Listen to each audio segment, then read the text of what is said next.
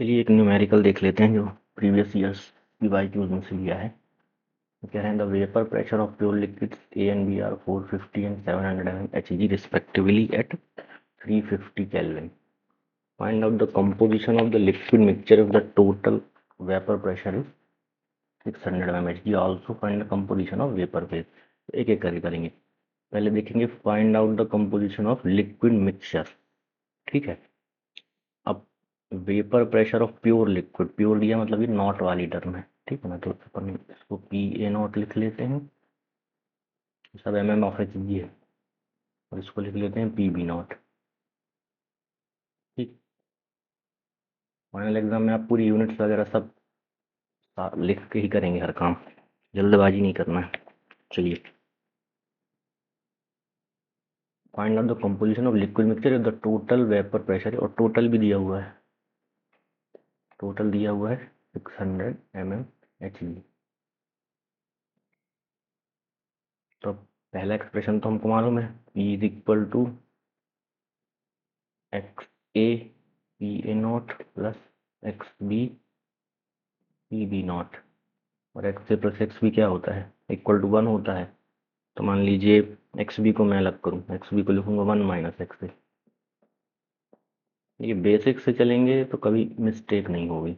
Direct ऐसा memorise करके, ठीक है मेमोराइज करना भी उसका अपना एडवांटेज है, लेकिन यहाँ पे एक्यूरेसी पे आप ध्यान दें। टाइम मेरे हिसाब से तो पर्याप्त रहता है डिस्क्रिप्टिव पेपर्स में। चलिए, X A P A not plus 1 minus X A P B not, तो ये सब सिंप्लीफाई करके क्या आ जाएगा, P B nought plus P A minus P A nought minus P B nought X A. ठीक। यहाँ पे वैल्यू रखिए 600 is equal to P B nought क्या है 700 प्लस 450 माइनस 700। ठीक है, एक्स तो निकालना ही है, तो सॉल्व करेंगे। एक्स की वैल्यू क्या आएगी 0.4, इसको सॉल्व करके देखिएगा, ये होगा -250 में -250 इधर जाएगा। ठीक है ना, तो 250 एक्स ए बराबर 100, तो एक्स ए बराबर ना 0.4 आएगा। ठीक, 2/5 को सिंप्लीफाई करेंगे तो 0.4। चलिए कर लीजिएगा आप। तो एक्स ए आ गया 0.4। ये क्या है लिक्विड में इसका कॉम्पोजिशन, तो उससे एक्स भी क्या आ गया 0.6, 1 माइनस 0.4 तो 0.6। तो इसकी कंपोजिशन तो पता चल गई, दोनों के मोल फ्रैक्शन पता चल गए हैं। तो अब दूसरा ये कह रहा है find the composition of vapour phase. ठीक है, अब ये कैसे निकालेंगे, देखिए ये आएगी डाल्टन्स लॉ। अब डाल्टन्स लॉ में दो चीज़ें रहती हैं, एक तो ये रहता है कि मान लीजिए दो कंपोनेंट से बनी हुई हैं, तो the total pressure is sum of partial pressure. एक तो ये बताता है Dalton's law P1 plus P2। और पार्शियल प्रेशर क्या होता है कि वो प्रेशर जो वो कंपोनेंट एग्जर्ट करेगा यदि वो पूरा वॉल्यूम अकेले ऑक्यूपाई कर ले। एक तो ये रहता है, और इन पार्शियल प्रेशर्स की क्या वैल्यू रहती है, वो वेपर फेज में मोल फ्रैक्शन इनटू उसका टोटल प्रेशर। ठीक है, तो यहाँ पे P1 नहीं आएगा, यहाँ पे ये P जो अपन ने लिया है ना, ये वाला, ये टर्म ये टोटल है, का ये क्या है सम P1 प्लस P2। तो P1 की वैल्यू क्या रहेगी वेपर में फेज में उसका मोल फ्रैक्शन इंटू P, और P2 की वैल्यू रहेगी वेपर फेज में उसका मोल फ्रैक्शन इंटू P। ये दो चीज़ें Dalton's law of partial pressure से आती हैं क्लास 11 से। ठीक है, तो अब Y1 Y2 निकालना है हमको। तो P तो दिया हुआ है टोटल प्रेशर 600 mmHg। अब P1 और P2 की अलग अलग वैल्यूज़ क्या होंगी, यहाँ से मिल जाएंगी P1 P2 की अलग अलग वैल्यूज़। जो ये है P1 की वैल्यू मतलब P इस केस में सब ये 1 की जगह A कर लो और 2 की जगह B कर लो। ठीक है, तो पहले इसको राउल्ट्स लॉ से निकाल लेंगे कि पी ए क्या आ जाएगा एक्स ए पी। ठीक है, तो पी ए की वैल्यू क्या आ जाएगी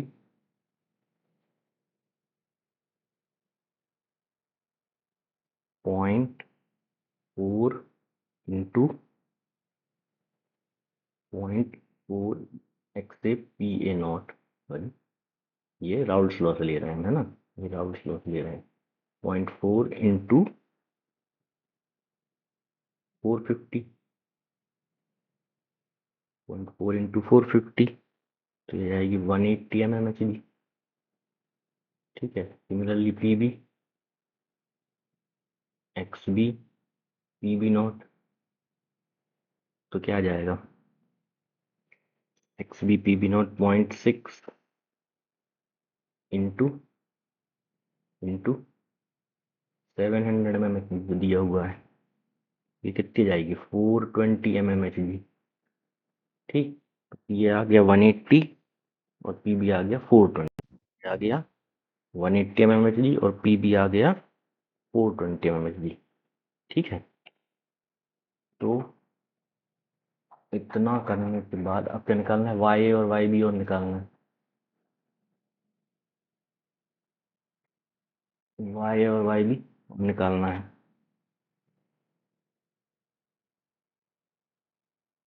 निकालना है, ठीक है ना, पी ए लिख लेता हूँ फिर से 180 और P B 420।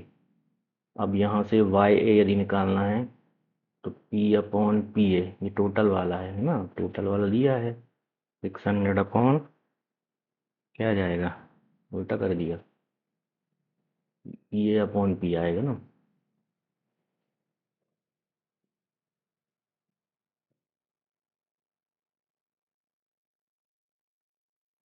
P A upon P, P A कितना निकाला था 180 अपॉन 600। ठीक, कितना आएगा 10.3 और फिर वाई भी 1 माइनस 0.3 0.7। देखिए लिक्विड फेज में क्या है 0.4 है एक्स से, और वेपर फेज में 0.3। ऐसे ही लिक्विड फेज में एक्स भी 0.6 है और वेपर फेज में 0.7। ठीक है, तो एक चीज़ ये देखो आप, दूसरी चीज़ आप ये देखो कि इनके वेपर प्रेशर जो प्योर स्टेट में ये पी ए नॉट है, ये पी बी नॉट है, तो पी बी नॉट जो है वो पी ए नॉट से बड़ा है।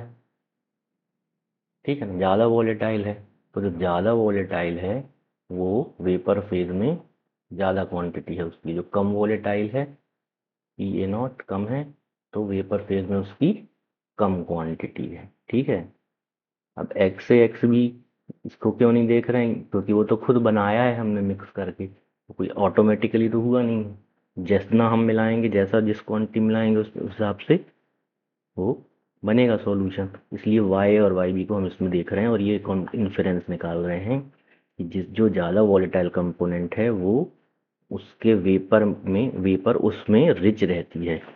ठीक है ना, तो ये आप जो 1.5 एग्जाम्पल है पेज नंबर 11 पे आपके एनसीईआरटी बुक में, एनसीईआरटी बुक में पेज 11 पे एग्जांपल है 1.5। तो इसमें लास्ट लाइन देखो, हाईलाइट बोल्ड लेटर्स में लिखा है, at equilibrium vapour phase will always be rich in the component which is more volatile. ठीक है ना, अब इनने जो एग्जांपल लिया है थोड़ा टफ लिया है, तो मैंने थोड़ा सा ये इजी एग्जांपल लिया जिससे आपको समझ में आए, और इस तरह के आते भी हैं क्वेश्चन एग्जाम में। ठीक है, चलिए, तो वही जो मैंने बात बताई इसको मैंने लिख दिया है कि Henry law become a special case of Raoult's law when the solute is present in low concentration such that it doesn't significantly affect the vapor pressure of the solvent. In this case, the vapor pressure of the solvent is essentially the same as the vapor pressure of pure solvent, and the concentration of the solute in the solution is low enough to not affect the equilibrium. ठीक है, इसको लिख लेना आप, ये numerical जो भी मैंने बताया। और अब स्टार्ट करेंगे solids in liquid solutions. Solids in liquid solution, तो दो, एक तो हो गया गैस इन लिक्विड सॉल्यूशन हो गया, दूसरा लिक्विड इन लिक्विड सॉल्यूशन हो गया, अब तीसरा है ये सॉलिड इन लिक्विड सॉल्यूशन। देखिए इसमें ज़्यादा कॉन्सेप्ट कुछ नहीं है, तो केवल ये है कि मान लीजिए जो प्योर सॉल्वेंट था, जो प्योर सॉल्वेंट जब हम लेते थे उसको एनक्लोज रखते थे, तो यहाँ पे जब इक्विलिब्रियम अटेन हो जाता था कंडेंसेशन और एवोपरेशन का, तो हमारा पी नॉट आता था, ठीक, vapour pressure of pure solvent.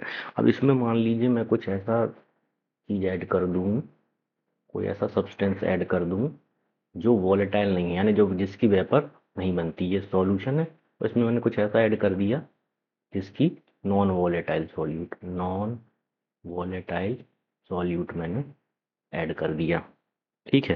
तो अब इसके कारण क्या होगा कि जो लिक्विड की सरफेस थी, जो सॉल्वेंट की यहाँ पे सरफेस थी, पहले तो प्योरली सॉल्वेंट मॉलिक्यूल्स थे, अब कुछ सॉल्वेंट मॉलिक्यूल्स हैं और कुछ बीच बीच में सॉल्यूट मॉलिक्यूल आ जाएंगे, कुछ बीच बीच में सॉल्यूट मॉलिक्यूल हो जाएंगे, तो सॉल्वेंट मॉलिक्यूल को एस्केप होने की टेंडेंसी कम हो जाएगी, यानी कि जो वेपर प्रेशर है वो कम हो जाएगा। इसमें ये कॉन्सेप्ट है।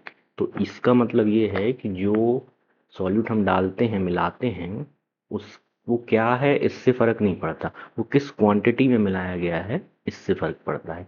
आप 1 किलो सोडियम क्लोराइड मिलाएं या 1 किलो ग्लूकोज मिलाएं, वो सेम क्वांटिटी में वेपर प्रेशर को अफेक्ट करेगा।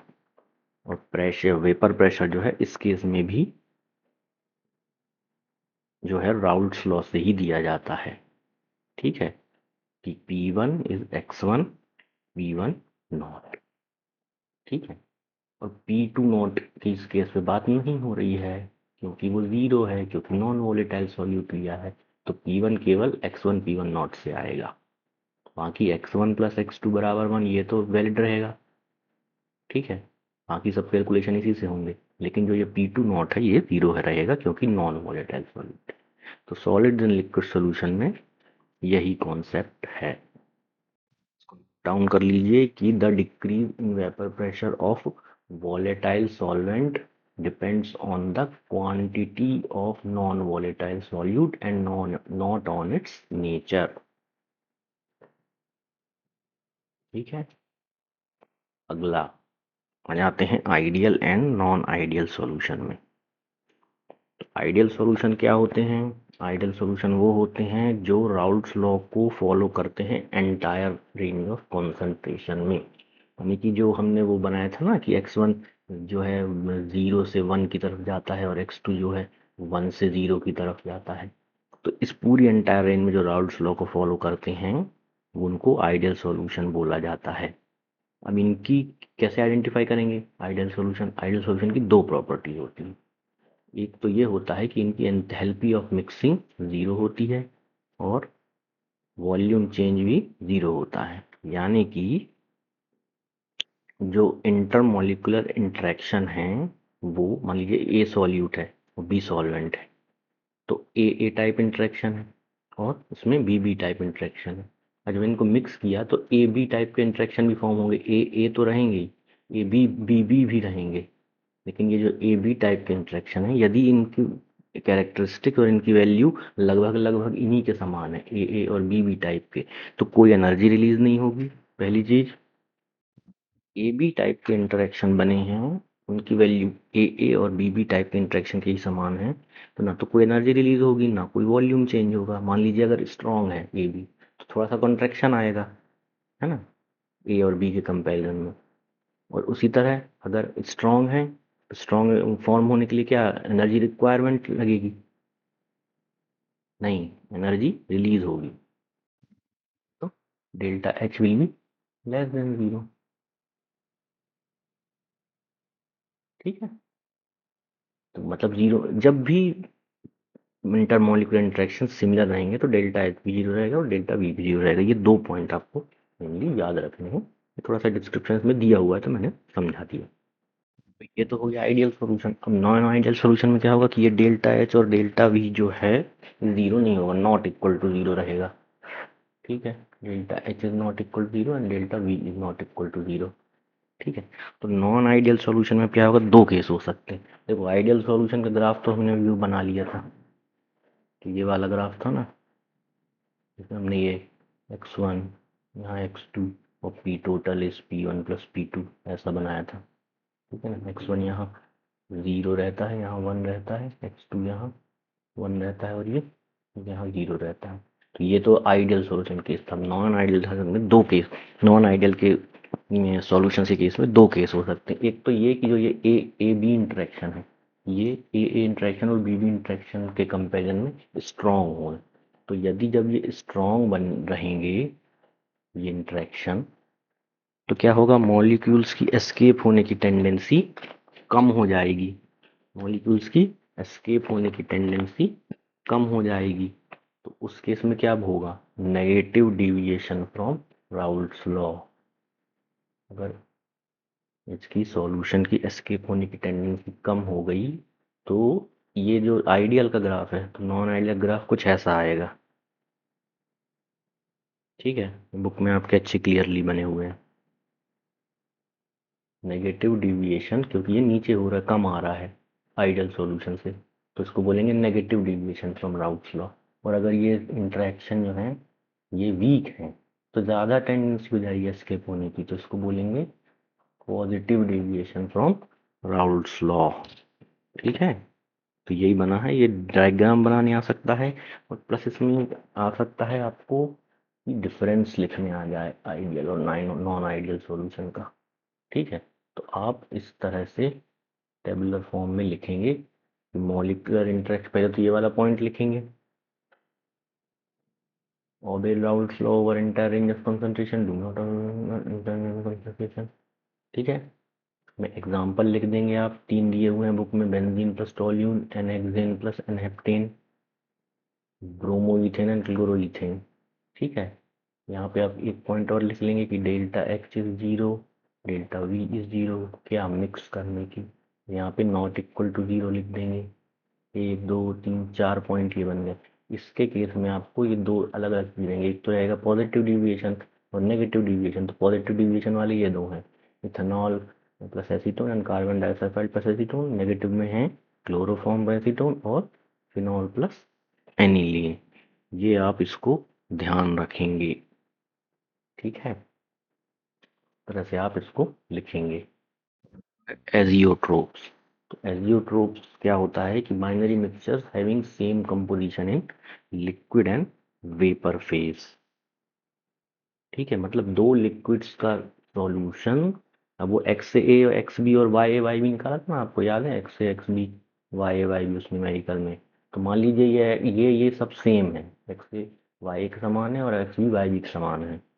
ठीक है ना, अगर सेम कंपोजिशन आ रहा है तो इस मिक्सचर को क्या बोलेंगे, एजियोट्रोप। डेफिनेशन दी हुई है कि azeotrophs are binary mixtures having the same composition in liquid and vapor phase and boil at a constant temperature। एक ही टेम्परेचर पे बॉयल करते हैं, मतलब एक्स से भी उसी टेम्परेचर पे बॉयल होगा और वाई भी उसी टेम्परेचर पे बॉयल होगा। तो इस केस में क्या होता है कि separation is not possible via fractional distillation. यानी कि अगर अलग अलग टेम्परेचर पे बॉयल होते तो पहले फर्स्ट को बॉयल करके हम सेपरेट कर लेते और कंडेंस कर लेते, फिर सेकंड को बॉयल करके हम सेपरेट कर लेते और कंडेंस कर लेते। इसी को क्या बोला जाता है, फ्रैक्शनल डिस्टिलेशन। तो अब चूंकि एक साथ ही बॉयल होंगे वो, तो अगर आप बॉयल करने जाओगे भी तो वेपर क्या है कि बनेगी, सिमिलर बनेगी, और जब वेपर आप कंडेंसर होगे तो सिमिलर वही लिक्विड बनेगा।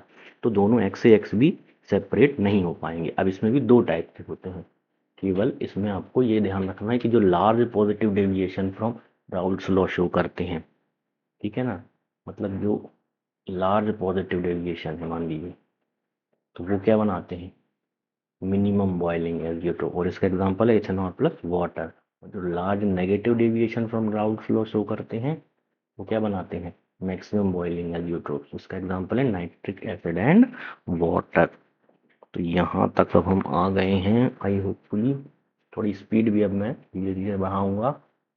देखिए, शुरू की 3 यूनिट जो है उसको कंप्लीट करने में टाइम लगेगा क्योंकि न्यूमेरिकल बेस्ड है, और बाकी जो ऑर्गेनिक केमिस्ट्री है और इनऑर्गेनिक है और आपका जो दूसरी चीज़ें हैं इसमें आगे चल के जो थ्योरेटिकल टाइप की चीज़ें हैं, है ना, उनको फिर थोड़ा स्पीडली करूँगा। तो आई होप करवा हो जाएगा आपका सिलेबस। तो नेक्स्ट उससे हम नया टॉपिक लेंगे, कॉन्जुगेटिव प्रॉपर्टीज। Thank you.